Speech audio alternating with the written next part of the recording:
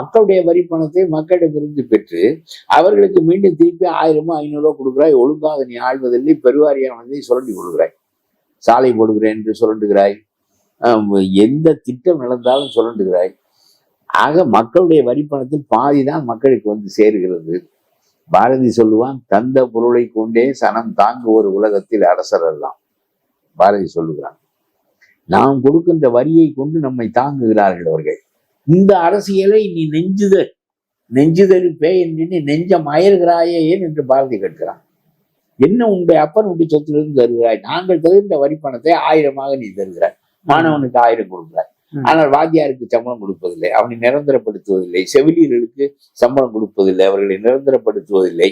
துப்புரவு தொழிலாளர்கள் வேலையை நீ பெர்மனன்ட் ஆக்குவதில்லை, எதுவும் செய்வதில்லை. எல்லா மக்களும் போராடுகிறார்கள். எல்லா மக்களும் இந்த அரசாங்கத்தை எதிர்த்து போராடுகிறார்கள்.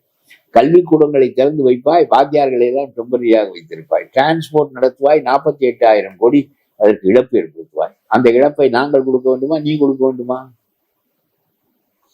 நீ ஒரு மால் அட்மினிஸ்ட்ரேஷன் தப்பாக ஆளுகிறாய், சுரண்டுகிறாய். ரெண்டுமே பெரிய குற்றங்கள். இதுல என்னமோ ஒரு பின்பற்றுவோர் கூட்டம் என்பது காரணம் இல்லாமல் இருக்கிறது நடிகர்களுக்கு.